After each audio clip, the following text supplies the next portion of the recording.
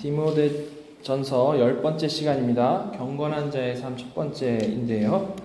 디모데전서 5장 1절부터 16절까지 상당히 긴 구절인데 우리 1절부터 4절까지만 읽도록 하겠습니다. 우리 같이 5장 1절부터 4절까지 봉독하도록 하겠습니다. 늙은 이를 꾸짖지 말고 권하되 아버지에게 하듯 하며 젊은이에게는 형제에게 하듯 하고 늙은 여자에게는 어머니에게 하듯 하며 젊은 여자에게는 온전히 깨끗함으로 자매에게 하듯 하라. 참 과부인 과부를 존대하라. 만일 어떤 과부에게 자녀나 손자들이 있거든 그들로 먼저 자기 집에서 효를 행하여 부모에게 보답하기를 배우게 하라. 이것이 하나님 앞에 받으실 만한 것이니라. 아멘. 우리는 지난 두 번의 시간을 통해서 이 경건에 대해서 계속해서 살펴봤습니다. 특히 디모데전서 4장 7절을 중심으로 우리가 생각을 해봤는데요. 디모데전서 4장 7절에 이렇게 나와 있었죠. 망령되고 허탄한 신화를 버리고 경건에 이르도록 내 자신을 연단하라.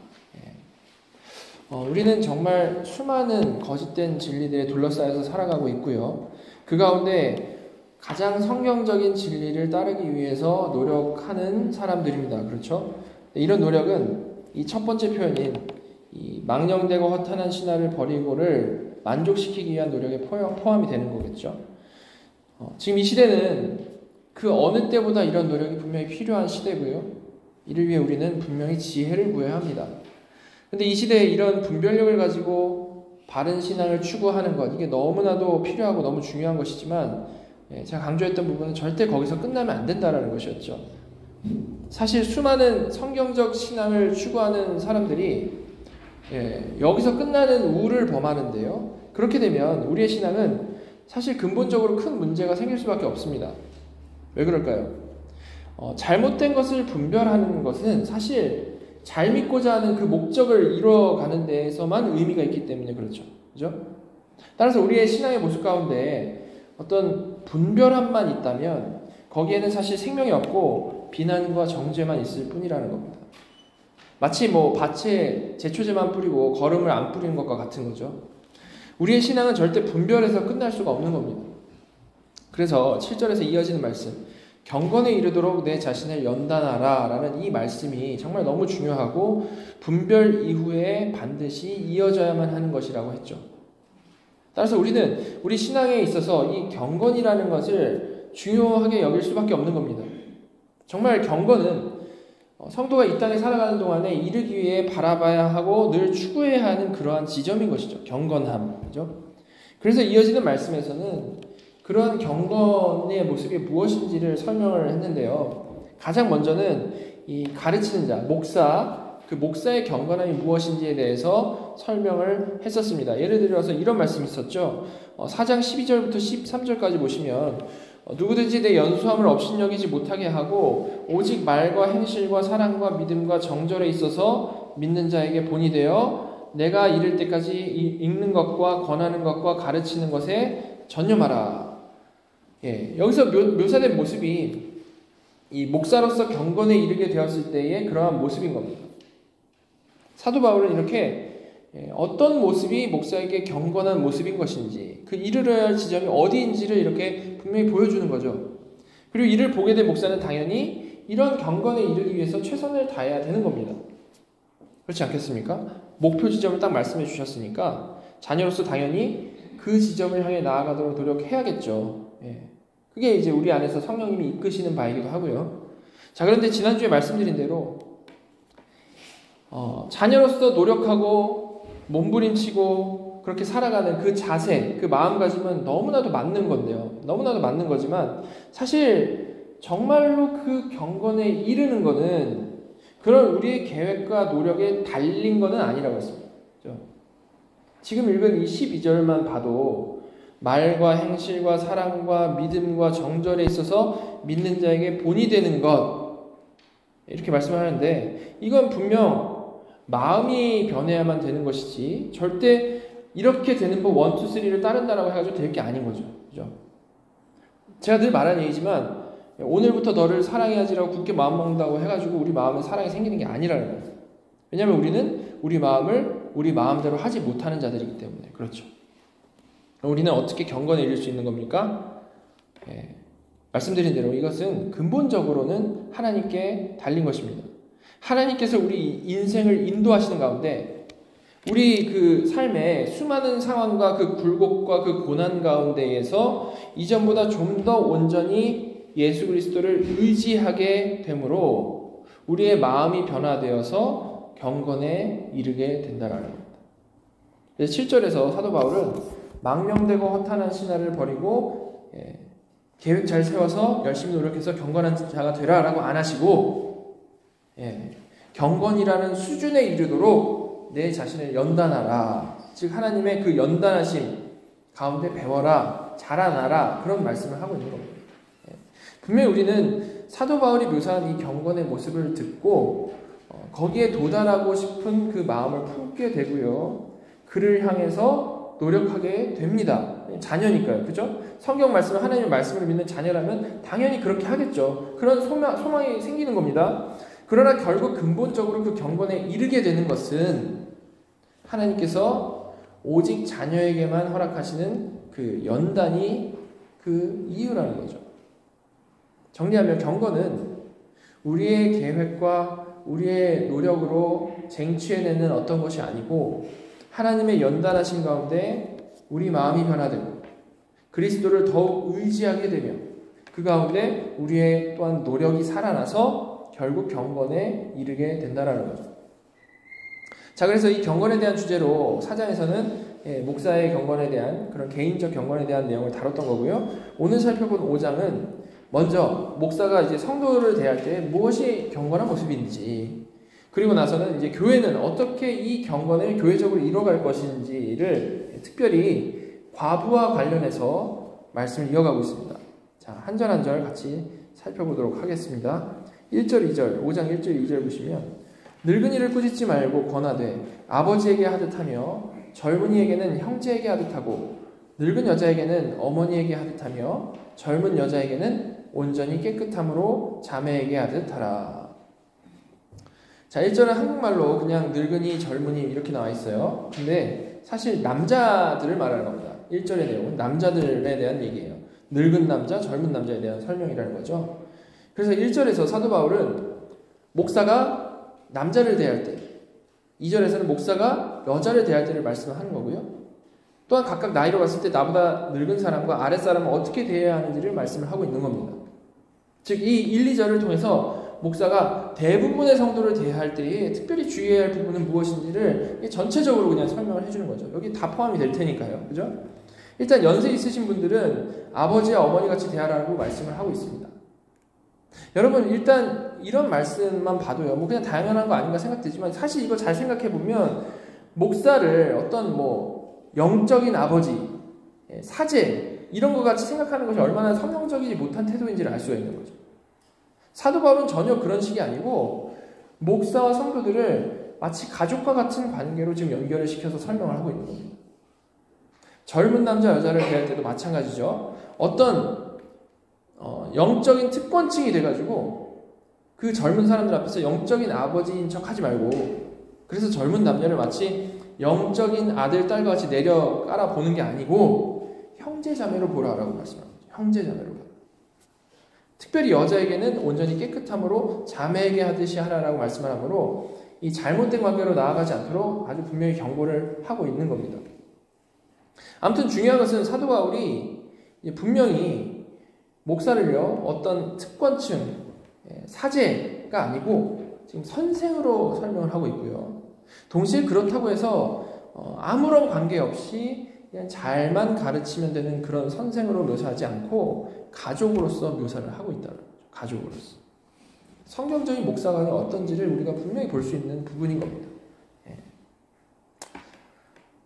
그렇지 않은 모습들이 다 이게 천주교에서 넘어온 건데 우리 교회 안에서도 그게 막 이렇게 정착이 돼서 목사를 그런 식으로 바라보는 거 참 잘못됐다는 거죠.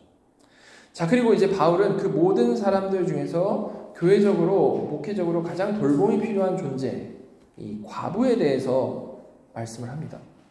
사실 이 과부를 돌보는 문제는요, 이 경건한 사람에게 당연히 나와야 하는 모습으로 여겨졌던 것입니다. 야고보서에 이렇게 나와 있었죠. 1장 27절. 하나님 아버지 앞에서 정결하고 더러움이 없는 경건은 곧 고아와 과부를 그 환난 중에 돌보고 또 자기를 지켜 세속에 물들지 아니하는 그것이니라. 경건에 이른 자에서 나와야 할 전형적인 모습은 정말 가장 의지할 것이 없는 자들인 고아와 과부를 환난 중에 돌보는 것이다 라고 말씀을 하고 있는 겁니다. 이런 참으로 경건한 자의 삶, 그의 행함은 자기에게 도움이 될 것 없는 그런 사람들에게 하나님의 사랑으로 하나님의 긍휼로 자비를 베푸는 거라는 거죠. 따라서 바울은 3절부터 그 과부를 돕는 데 있어서 교회적으로 어떤 방식과 기준으로 도와야 하는가를 이제 구체적으로 설명해 나가는 겁니다. 과부를 어떻게 도와야 되는가. 자, 근데 우리는 보통 이 부분을 그냥 대충 보고 넘어가기가 참 쉽죠. 왜냐면 이게 나에게는 별로 직접적인 상황, 나랑 관련되지 않은 상황이라고 생각을 하기 때문에 그렇습니다. 그러나 설령 자기와 관련이 없는 내용으로 보인다 그럴지라도 우리 이 말씀을 통해서 사도 바울이요, 교회를 어떤 원리로 다스려 나가는지를 여기서 볼 수 있는 겁니다. 내가 여자도 아니고 과부도 아니니까 상관없지가 아니라는 거죠.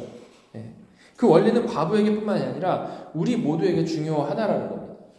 그래서 설령 이와 관련이 없다 할지라도 우리는 여전히 이 말씀을 주의 깊게 봐야 되는 것이죠. 자, 그래서 이제 3절부터 보면요. 3절, 참 과부인 과부를 존대하라. 참 과부인 과부를 존대하라. 자, 여기서 이 존대하라라고 해석된 단어는요, 어떤 의미가 있냐면 단지 그냥 인격적으로 또한 감정적으로 지원해주는 것, 존경하는 것을 넘어서 경제적인 지원까지 하라라는 의미를 포함하고 있는 표현입니다. 경제적인 지원까지. 그러니까 경건한 사람은 과부를 도와야 되고 경건한 교회도 당연히 과부를 도와야 마땅한데 그냥 동정어린 말로만 하는 거 말고 실질적으로 재정적으로 도와야 한다라는 것을 말씀을 하고 있는 거죠. 자, 그런데 그냥 무작정 도우면 되는 게 아니라 어떤 과부를 도우라고 말씀하고 있습니까? 여기서는 참 과부를 존대하라 라고 말씀하고 있죠. 참 과부. 과부면 다 불쌍하니까 무조건 도와주라가 아니고 분명한 조건이 있길 참 과부만을 도와라. 참 과부를 도와라 라고 말씀하고 있는 거죠. 여러분, 누가 참 과부일까요? 바울은 이어지는 말씀을 통해서 그 기준을 말씀하는데요. 4절 보시면 만일 어떤 과부에게 자녀나 손자들이 있거든 그들로 먼저 자기 집에서 효를 행하여 부모에게 보답하기를 배우게 하라. 이것이 하나님 앞에 받으실 만한 것이니라. 자, 일단 교회로부터 이제 존대받을, 즉 이 경제적인 도움까지도 받아야 마땅한 참 과부의 조건은 무엇보다도 그녀를 부양할 자녀나 손자들이 없는 사람이어야만 한다라고 말씀을 하고 있습니다. 이거 분명한 기준이죠. 그래서 오해의 여지가 없습니다. 즉 가족이 있으면 철저히 가족이 부양해야 맞지 교회가 그 일을 떠맡게 되면 안 된다는 거죠. 여러분, 그럼 자녀, 손자가 있는데 사이가 안 좋으면 어쩔까요? 사이가 너무 안 좋아. 사이가 안 좋으니까 교회가 대신 돌봐야 되는 게 아니고 교회는 오히려 그 관계가 회복될 수 있도록 도와야겠죠. 근데 그런 일은 정말 힘들고 이제 오래 걸리고 참 영적인 문제인 경우가 참 많습니다. 그래서 많은 사람들이 그런 어떤 진 빠지는 일보다는 그냥 한두 번 재정적으로 지원하고 많은 쪽을 생각하는 경우가 참 많죠. 편하게. 그냥 속 편하고 도왔다는 명분도 있고 그러는 거 아닙니까? 그러나 교회는 절대로 그러면 안 된다는 거예요. 4절에 나온 대로 교회는 오히려 그들로 먼저 자기 집에서 효를 행하여 부모에게 보답하기를 배우게 하는 게 그 역할을 다하는 거라는 거죠. 그냥 무작정 재정적으로 도우면 끝이 아니라는 겁니다. 이렇게 교회가 도와야 할 참 과부는 자녀와 손자들이 없는, 정말로 의지할 곳이 없는 그런 사람들이어야 한다라는 거죠. 자, 그리고 두 번째 참 과부의 조건은 이제 그녀가 온전한 신앙인이어야 한다라고 말씀을 하는 겁니다. 5절과 6절 보시면 참 과부로서 외로운 자는 하나님께 소망을 두어 주야로 항상 간구와 기도를 하거니와 향락을 좋아하는 자는 살았으나 죽었느니라. 자, 과부니까 외로운 자들이 당연하겠죠. 그죠? 그런데 참 과부로서 외로운 자는 그 외로움을 신앙으로 푸는 사람이어야만 한다라는 겁니다. 6절에 한국말로 안 나와있지만 사실 그러나로 시작을 하고 있는데요. 그러나 반대로 참 과부일 수 없는 자들은 어떻게 한다는 겁니까? 그 외로움을 향락으로 푸는 사람들이다 라고 이야기를 하고 있죠. 여러분, 어떤 사람이 이 여러 가지 객관적인 상황으로 봤을 때 어려움에 처해 있으면 우리는, 교회는 크리스찬은 불쌍한 사람을 도와야 한다라는 그 기본적인 명목 아래 무조건 돕자라는 분위기가 생길 수 있습니다. 그러나 바울은 분명히 말하길 과부가 외로움, 삶 가운데 어려움에 빠져 있을 때에 이 문제를 가지고 하나님께 나아가지 않고 오히려 죄로 나아가는 사람은 살았으나 죽은 자이다라고 말씀을 하는 거죠. 즉 그런 사람은 교회적으로 도우면 안 된다는 겁니다. 이렇게 성경은 무작정 불쌍하면 돕는 게 최선이다라고 말하지 않고요. 너무나도 분명히 도울 사람과 그렇지 않은 사람을 구분을 하고 있는 겁니다. 자, 그러나 많은 사람은 어떻게 생각하죠? 이런 원리, 이런 기본적인 원리를 생각을 안 하고 그냥 도우면 최고다라고 생각을 할 때가 참 많죠.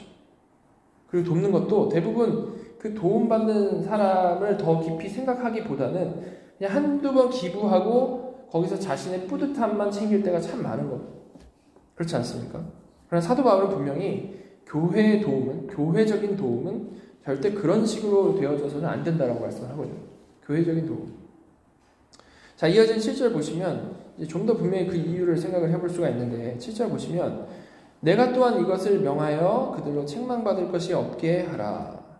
자, 이것들을 명하여라고 했는데요. 이것이 뭘까요? 앞서 3절부터 6절까지 나오는 원리겠죠? 가족이 먼저 부양해야 한다라는 거. 그리고 외로운 가부는 이를 신앙으로 해결해 나가는 사람이어야 한다라는 거. 이 중요한 원리를 분명히 알고 지킬 수 있도록 이거를 명하여 가지고 그들이 그렇게 살지 못하여 책망받는 일 없도록 잘 가르치라는 겁니다. 여러분, 이처럼 교회가 사람들을 도울 때의 목적은 사람이 영적으로 거듭나서 진리 안에 제대로 살아가게 하는 것이 목적인 거죠. 영적인 목적. 물리적인 도움은 그 영적으로 바로 서도록 돕기 위한 보조적인 것일 뿐이라는 겁니다. 아무리 어려워 보이는 사람이 있어도 그냥 이 분명한 목적을 무시하고 늘 그냥 필요만 채워주게 되면 절대 안 된다는 거죠. 왜 안 되겠습니까? 사람은 기본적으로 악하기 때문에, 죄인이기 때문에 신앙이 없는 사람에게 그저 그냥 무작정 필요만 채워주다 보면 그 사람은 거기에 익숙해지고 거기에만 늘 마음이 쏠려가지고 오히려 끝까지 진리에는 신경을 안 쓰고 어떻게 해서든 자신의 필요 채우는 데에만 모든 것을 집중할 수밖에 없기 때문에 그렇습니다. 더 가난하게, 더 불쌍하게 보여서라도 어떻게든 이 대가 없는 도움을 받으려고만 하는 게 사람의 근본적인 속성인 거지, 사실 그 도움으로 인해서 신앙이 좋아지기는 힘들다는 거죠. 그게 우리 죄성 때문에 그런 겁니다. 그러니까 선교지 가서 그냥 죽어라고 봉사활동만 하고 오는 거, 이게 과연 우리는 성경적인지, 그분들에게 그게 정말로 영적으로 도움이 되는 일인지를 우리가 정말 진지하게 생각을 해봐야 되는 거죠. 물론 정말 삶에서 벼랑 끝에 몰린 사람은요, 정말로 벼랑 끝에 몰린 사람은 일단 살리고 보는 게 맞습니다. 그 상황에 몰려있는 사람은 다른 무엇을 생각할 겨를도 없는 경우가 정말 많기 때문에 그렇죠. 그거를 하지 말자는 게 아닙니다. 그러나 근본 원칙은 그런 모든 행동에 있어서 그 사람이 결국에는 복음을 듣고 믿음으로 굳게 서게 하는 게 목적이라는 거죠. 그 목적을 놓치고 그냥 봉사활동 단체가 되면 안 된다는 겁니다. 교회는. 자, 이어서 사도 바울은 이미 앞서 말한 내용을 좀 더 이제 일반화시켜서 강조를 하는데 8절입니다. 누구든지 자기 친족, 특히 자기 가족을 돌보지 아니하면 믿음을 배반한 자요 불신자보다 더 악한 자니라. 여러분, 4절에서 과부는 자식과 손자들이 부양하는 게 당연하다라는 말씀을 했는데 여기서는 이걸 확장해가지고 자기 친족을 돌보지 않느냐는 것은 성도로서 있을 수 없는 일이다라는 것을 분명히 말씀하고 있습니다. 예수 믿는다면서도 친족, 자기 가족을 돌보지 않는다면 그거 사실은 믿음을 배반한 거고 불신자보다도 더 악한 자라고 말씀을 하고 있죠. 여러분, 일단 우리는 이 말씀을 통해서 다시 한번 가족이 가장 작은 교회의 단위라는 것을 알 수 있습니다. 이런 하나님이 정하신 가장 근본적인 공동체, 이 가족을 돌보지 않으면서 교회 와서는 이런저런 봉사하면서 어떤 착한 이미지, 신실한 이미지 쌓는 거는 이건 사실 하나님이 절대 원하지 않는 위선적인 모습이라는 거죠. 그렇기 때문에 사도는 아주 강하게 이걸 책망하고 있는 겁니다. 그렇게 하지 말라는 거죠. 그런데 여러분, 우리가 지금까지 경험해온 문화 생각해보면 많은 경우에 어떤 모습들이 많이 있었습니까? 돈 버느라 바빠서 가족을 돌보지 못했습니다. 그런 말. 심지어 목사님들마저도 목회에 전념하느라 가족을 돌보지 못했습니다. 그런 말이 부끄러운 말이 아니고 인정받을 수 있는 말, 혹은 자신의 성실함을 애들로 표현하는 그런 말이 돼버릴 것을 우리가 많이 봤죠. 그러나 전혀 그렇지가 않다. 전혀 그렇지가 않다. 하나님께서 우리를 기본적으로 가족으로 묶어주신 것은 이 가족을 돌보는 것 가장 근본적인 임무라는 거죠. 사실 가족은 다른 사람들보다도 내 혈육이고 내 확장이기 때문에 사랑하기 쉽습니다. 그렇지 않습니까? 자기를 낳아주고 키워주신 부모님, 자기가 선택한, 자기 기준에서 선택한 아내, 남편, 자기가 낳은 자식, 이런 사람들을 사랑 못하면 누굴 사랑하겠습니까? 그죠? 이런 사람들을 사랑 못하면서 다른 사람들을 사랑한다는 게 사실 가능할까요? 그냥 단지 그 사람들을 잘 모르기 때문에 부담 없어서 사랑할 수 있다라고 말하는 거지 진짜로 사랑할 수 없는 겁니다. 물론 죄인이기 때문에 그 가족들 가운데서도 여러 가지 일들이 있어서 사랑하지 못할 수 있겠죠. 그렇죠? 가족도 다 서로 죄인이니까. 그죠? 그러나 이 본문에서 요구하는 것은요. 어디까지를 말하는 겁니까? 사랑까지 지금 말하고 있지도 않습니다. 보시면 가족을 돌보는 것. 가족을 사랑하는 거 얘기 안 하고 있고 가족을 돌보는 것. 즉 최소한의 책임에 대해서 말을 하고 있는 겁니다. 자신의 가족도 돌보지 못하면서 다시 말해서 아주 그냥 가장 이런 근본적인 미션도 완수 못하면서 교회에서 형제자매를, 이웃을, 원수를 돌본다라는 거, 사랑한다라고 하는 거 사실 성립될 수가 없다는 거.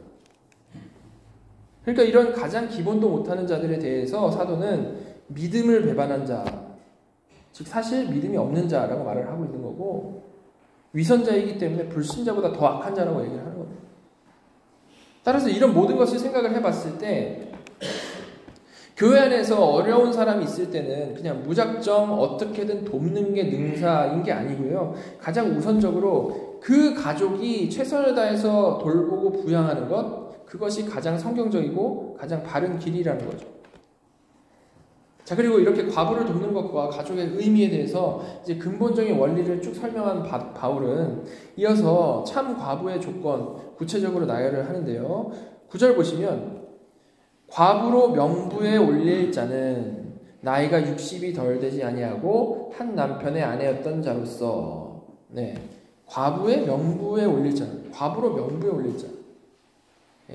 특히 교회에서 특별히 지정한 참 과부로 명부에 올릴 자는 기본적으로 나이가 60이 덜 되지 아니하고, 이 덜 되지 아니하고 무슨 말입니까? 이 이중 부정이죠. 아주 강하게 강한 긍정을 말하는 거예요. 이중 부정이기 때문에 강한 긍정인 거예요. 즉 무조건 60 넘어야 된다는 겁니다.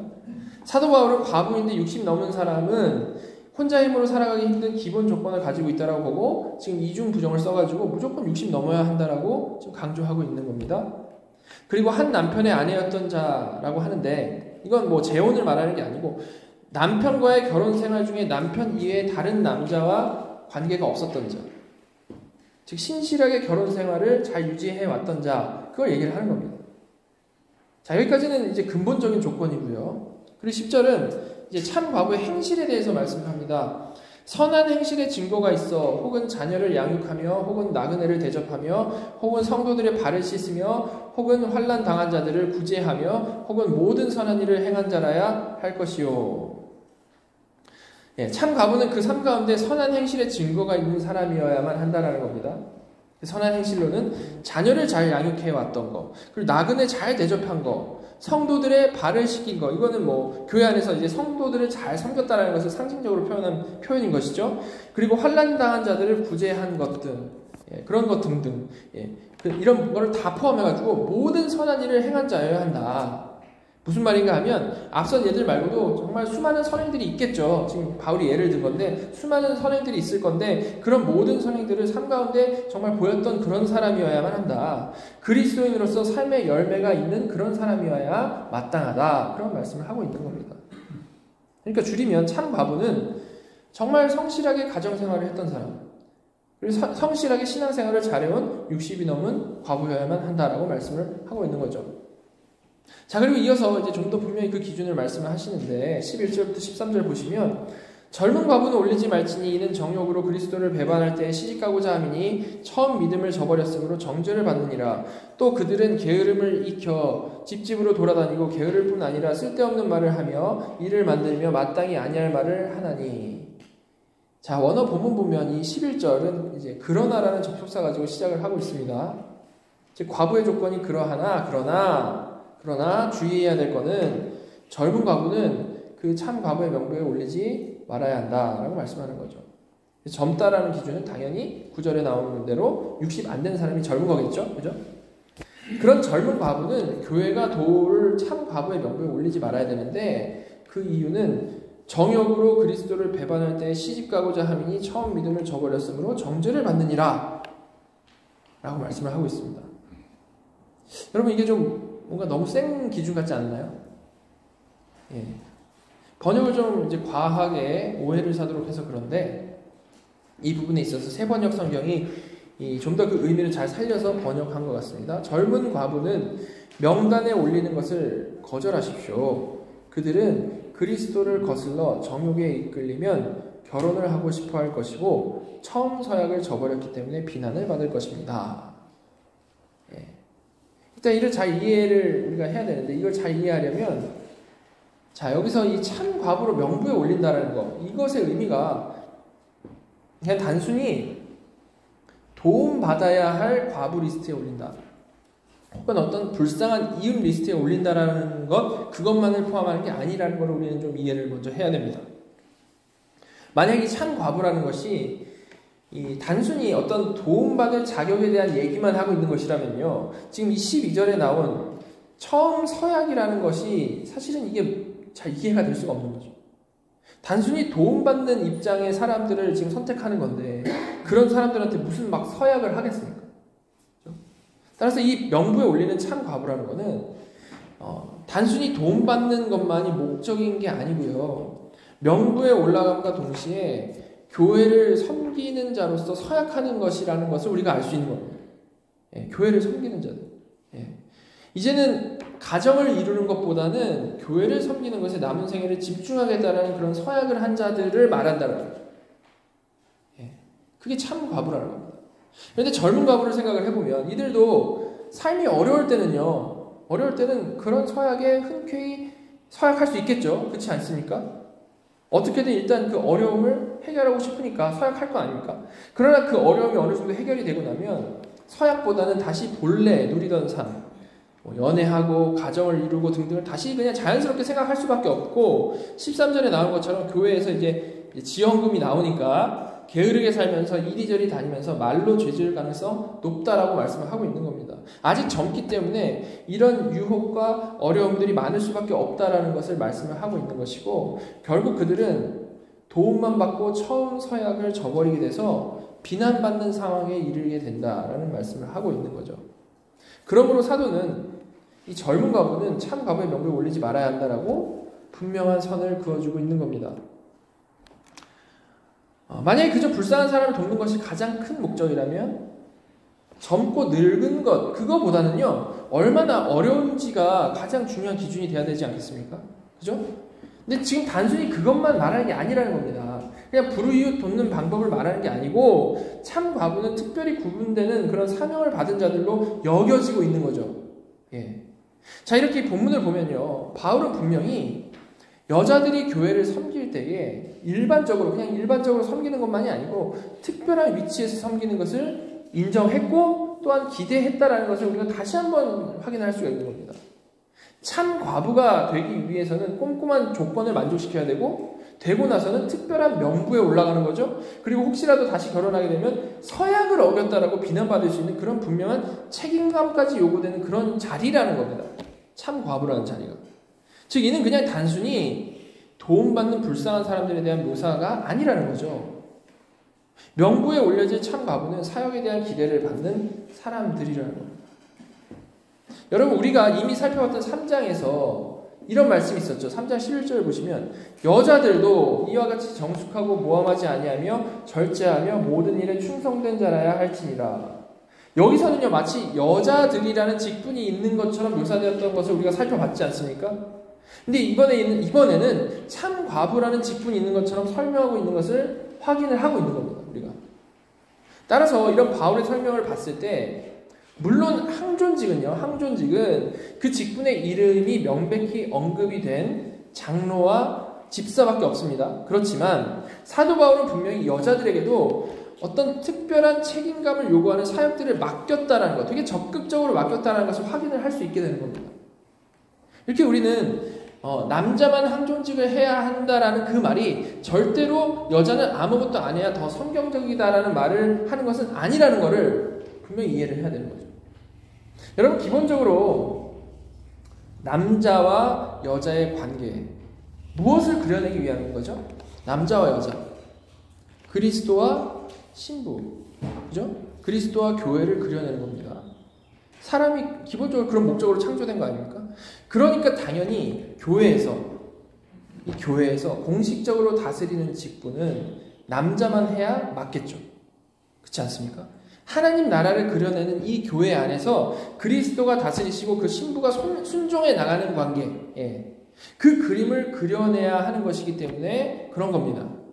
그러나 그런 공식적인 질서 아래서 실제적으로 우리가 하나하나 실천적인 걸 가지고 순종해 나아갈 때에 여자들도 각자 다 다른 사람들이기 때문에, 각자 다 달란트가 다르기 때문에 그 달란트에 맞게 그 중에 앞서서 리더로 섬겨야 하는 사람들이 있는 것은 당연하다라는 겁니다. 너무 당연한 거죠. 공동체가 질서 있게 잘 자라나기 위해서는 이게 너무나도 당연하다라는 겁니다. 이런 걸 언급 안 해도 사실은 그 안에서 다 자기 모습대로 섬기지 않습니까? 너무 당연한 겁니다. 사도 바울도 바로 그런 실질적인 부분을 인정한 거고요. 그래서 물론 여자에게 공적인 항존 직분을 주지 않지만 특별한 책임을 가지고 섬기도록 직분자 명은 아니지만 여자들, 참 과부, 그렇게 구별된 리더 그룹을 인정하고 세웠던 겁니다. 살펴본 대로 심지어 서약까지 할 정도의 책임감이 요구되는 자리였다는 거죠. 이것이 바로 바울이 묘사하고 있는 교회 안에서 균형 잡힌 섬김의 모습이라는 겁니다. 자, 그리고 이어진 14절 15절 보시면, 그러므로 젊은이는 시집가서 아이를 낳고 집을 다스리고 대적에게 비방할 기회를 조금도 주지 말기를 원하노라. 이미 사탄에게 돌아간 자들도 있도다. 여기서 젊은이라고 했는데 이게 젊은 여자들 말하는 건데요. 이게 젊은 여자들은 과부가 되었다 하더라도 참 과부의 이름을 올릴 생각을 할 게 아니고, 원래 젊은 여자가 내어놓아야 할 모습, 시집가고 아이 낳고 집을 다스리는 이런 일반적인 일들을 하는 것이 괜히 그들에게 실족하는 자리가 될 수 있는 참 과부의 자리에 앉는 것보다 그게 더 낫다라고 지금 말씀을 하는 겁니다. 되게 실제적으로 얘기하고 있지 않습니까? 그죠? 그렇게 자신의 처지에 맞게 살아감으로 대적하는 자들에게 비방할 기회를 조금도 주지 말라라고 말씀을 하고 있죠. 그리고 15절은 한국말로 나와 있지 않은데 왜냐하면으로 시작을 하고 있는데, 왜 대적에게 비방할 기회를 조금도 주지 말아야 하냐 하면 이미 사탄에게 돌아간 자들도 참 많이 있기 때문이다 라고 말씀을 하고 있죠. 그만큼 여자들에게 이 유혹은 너무 강하고 넘어지기 쉬운 거니까 철저히 자신을 돌아보면서 본분을 지키는 게 중요하다라고 말씀을 하는 겁니다. 그리고 또다시 강조하기를 16절에 만일 믿는 여자에게 과부 친척이 있거든 자기가 도와주고 교회가 짐지지 않게 하라. 이는 참 과부를 도와주게 하려 함이라. 그래서 믿는 여자가 누구를 말하는지는 여러 가지 의견들이 있습니다. 특별히 이 신자가 아닌 남편을 둔 여자를 말한다. 뭐 그런 의견도 있고, 경제적으로 특별히 여유가 있는 미혼 여자를 말한다라고 보는 그러한 의견도 있는데요. 그러나 저는 이것이 그냥 믿는 여자들을 전체적으로 말한다라고 저는 생각을 합니다. 일반적으로 모든 믿는 여자를 얘기를 하는 거죠. 즉 믿는 여자인데, 믿는 여자분인데 만약 자기 친척 중에 과부가 있으면, 그리고 이미 살펴본 대로 그 과부에게 자녀나 손자 없으면 그 과부는 다른 사람이 아니고 그 믿는 여자 친척이 돌봐야 한다라고 정확한 미션을 정해준 겁니다. 누구에게 책임이 있는지를 분명히 정해준 거죠.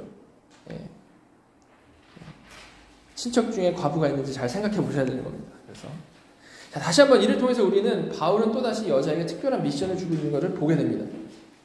아주 구체적이죠. 3장에서 여자들, 그리고 살펴본 이 참 과부와 같이 여기서는 또 믿는 여자라고 해가지고 여자들에게만 특별한 인물을 또 주고 있는 거죠. 사실 생각을 해보면 이 일들이요, 다 원래 누가 어떤 직분자가 하는 것과 비슷한 겁니까? 집사가 하는 일과 비슷한 거죠. 그런데 그럼에도 불구하고 직분으로서 호칭은 쓰지 않으면서도 특별한 임무는 정확히 맡기고 있는 겁니다. 그래서 우리는 이를 통해서 다시 한번 여자들이 공식적으로 직분을 받지 않는다라고 해서 이게 아무런 책임도 없는 게 아니고 교회에서 아무 일도 안 해야 되는 게 아니고 정말 다양하고 특별한 사명들을 분명히 맡아서 해나가야 한다는 것을 확인을 하게 되는 것이죠. 자, 아무튼 본문으로 돌아와서 그래서 믿는 여자는 과부 친척을 도와줘야 한다고 말씀하는데 그 이유를 교회는 우선적으로 참 과부를 도와야 하기 때문에 라고 말씀을 하고 있습니다. 즉 이 말은 교회는 이 참 과부로 명부에 올라갈 자격을 갖춘 사람들, 지금까지 설명한 그 사람들, 그래서 단순히 그냥 도움만 받는 게 아니고 교회를 섬기는데 힘써야 할 사람들을 집중해서 도와줘야 되는데 그럼 나머지 과부들을 어떻게 하겠습니까? 분명 너무 어렵고 나이가 안 돼서 조건이 안 돼서 자식 손자 없어가지고 참 과부의 명부에 오르지 못할 그런 사람들은 그저 어디서도 그냥 도움받지 못하고 그냥 알아서 그냥 살아야 되는 게 아니고 믿는 여자 중에 그런 과부 친척을 가진 사람이 도와야 한다라는 거죠. 분명한 역할을 정해준 겁니다. 다시 한번 교회적 차원 이전에 가족이 감당해야 한다는 것을 말씀을 하고 있는 거죠. 자, 이렇게 오늘은 과부와 관련된 말씀을 살펴봤습니다. 아마도 이 말씀을 이렇게 자세히 생각을 해보신 적이 없을 텐데요. 우리는 이를 교회를 세워나가는 이제 구체적인 지침으로 보고 순종해 나가야 할 겁니다. 우리 가운데 그런 분이 있다면 이 성경 말씀이 이렇게 구체적으로 말씀한 대로 우리는 순종해서 철저히 도와야겠죠. 자, 근데 그뿐만이 아니고요. 우리는 이 말씀을 통해서 우리 각자에게도 관련 없어 보이는 우리 각자에게도 큰 의미를 전해주시는 하나님의 마음을 읽을 수 있어야 됩니다. 어떤 마음일까요? 하나님께서는 이런 과부를 못 본 채 하지 않으시고 이런 과부를 위해 구체적인 지침을 세워주셔서 절대 소외되지 않게 교회적으로 돌보아 주시는 정말 긍휼하신 하나님, 그 하나님의 마음인 것이죠. 이런 사람들까지도. 믿는 과부도 이미 거듭난 하나님의 백성 아닙니까? 백성이기 때문에 만약에 오늘과 같은 이런 구체적인 말씀이 없어도 그냥 이렇게 그냥 어려워도 천국의 소망만 가지고 살아가라 라고 말씀을 하셨다 하더라도 뭐 인생은 원래 그런 건가 보다, 성도의 삶은 고난이라고 했으니까 감수해야지 정도로 받아들일 수 있었을 겁니다. 믿는 사람이니까요. 그런데 그러지 않으시고 하나님께서는 정말로 섬세하게 궁지에 몰린 그의 자녀가 살아갈 수 있도록 소외된 자들에게 구체적인 방편을 마련해 주시는 진정한 아버지시다. 이 땅에서도 온전히 살 수 있도록 깨어진 가족관계는 회복을 명하시는 것이고 가족이 없는 자들에게는 주님 안에 형제 자매된 자들이 가족이 되게 연결시켜 주시는 거죠. 그게 하나님 아버지의 마음이라는 겁니다. 여러분, 이렇게 하나님께서는 그의 자녀들을 정말 우리가 생각한 것보다 더 섬세하게 도우시는 하나님이신데요. 이 사실을 생각하면서 참 한번 나의 삶을 좀 돌아보실 수 있기를 바랍니다.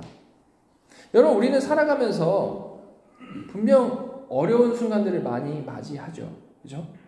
병에 걸려서 고통스러운 순간들이나 하는 일이 번번이 실패해서 고통을 겪는 순간들, 영적으로 너무 침체돼서 정말 고통스러운 그런 순간들을 우리는 다양하게 경험하면서 살아갑니다. 여러분, 바로 그때에 그 누구도 우리의 구체적인 상황을 모르는 상황, 정말 나 혼자 끙끙 앓고 있는 그런 고통스러워하고 있는 그 상황 가운데에서 하나님 아버지께서는 그런 우리를 보시고 절대 이거를 간과하지 않으신다는 겁니다. 간과하지 않으시고 철저히 그런 우리를 동정하시고 도와주기를 원하시는 아버지시라는 거죠. 히브리서는 그 이유를 이렇게 말씀하고 있죠. 4장 15절입니다. 우리에게 있는 대제사장은 우리의 연약함을 동정하지 못하시리가 아니요 모든 일에 우리와 똑같이 시험을 받으신 이로되 죄는 없으시니라. 우리 주님께서는 정말 사람이 되셨죠. 사람이 되셨고 우리와 똑같은 인생을 사셨고 우리와 똑같이 시험을 당하셨는데요. 근데 우리와는 다르게 우리가 상상할 수 없는 수준의 고난을 당하셨습니다. 우리의 경험과 같은 류의 경험을 하며 살으셨는데 그 강도는 우리가 감히 상상할 수 없을 만큼의 강도였다는 거죠. 따라서 이런 경험을 가지신 주님, 정말 너무 강렬한 경험을 가지신 이 주님은요, 마치 부모가 어린 자식이 힘들어하는 것을 보면서 이미 자신은 삶의 경험이 있기 때문에 한편으로는 그 자식과 같이 아파하고 한편으로는 마음으로부터 응원하게 되는 것과 같이 사랑하는 우리를 보시면서 그 어떤 어려움이라 할지라도 동정하시며 긍휼히 여겨주신다는 겁니다. 우리 주님께서는. 그리고 이런 부모의 마음으로 우리를 긍휼히 여겨주시는 주님께서는 육신의 부모와는 다르게 늘 우리와 동행하시는 임마누엘이시죠. 자, 여러분, 이를 아는 자녀로서 우리는 우리 살아가는 과정 중에 겪는 그 수많은 어려움 가운데 어떻게 반응을 해야 되겠습니까? 주님, 나는 이제 수준이 높고요. 다 큰 자식이니까 내 앞길은 내가 헤쳐가겠습니다. 이렇게 해야 되겠습니까? 그게 아니고 우리는 그 삶의 정말 그 실제적인 어려움 가운데 분명히 그런 나의 상황을 너무나도 잘 아시고 내가 판단하고 있는 것보다 더 객관적으로 잘 아시고 이를 동정하시는 주님께 철저히 기대해야 되는 거예요. 어려울수록 하나님께 더 적극적으로 나아가야 한다는 것이죠. 그래서 이어지는 히브리서 4장 16절에 이렇게 말씀하는 겁니다. 그러므로 우리는 긍휼하심을 받고 때를 따라 돕는 은혜를 얻기 위하여 은혜의 보좌 앞에 담대히 나아갈 것이니라. 여러분, 진정한 경건은 아플 때 어디로 쓰러지냐에서 드러나는 겁니다. 아무리 막 말로 논리적으로 성경적으로 하나님 믿어야 됩니다, 하나님만 의지해야 됩니다라고 막 외친다라고 할지라도 정말 막 대단해 보이는 그러한 모습을 드러낸다 할지라도 실제 고난 상황 가운데 그렇게 반응하지 아니하면 그 신앙은 허상인 거죠. 정말 어려울 때, 정말 마음이 낙심될 때 우리 하나님의 자녀들은요, 그런 나의 사정을 나보다 더 구체적으로 잘 아시는 하나님, 과거의 외로움까지도 간과하지 않으시는 그 섬세하신 하나님께 담대히 나아가야 한다라는 겁니다. 왜 그렇습니까? 목숨까지 버려서 사랑하신 자녀니까요. 그렇게 사랑하신 자녀니까요. 저 여러분 모두가 이 우리를 구원하신 하나님, 우리가 그냥 어떤 사상을 따르는 수준이 아니고 더 실제적으로 더 생생하게 더 그 깊은 관계 안에서 하나님을 믿을 수 있으면 좋겠습니다.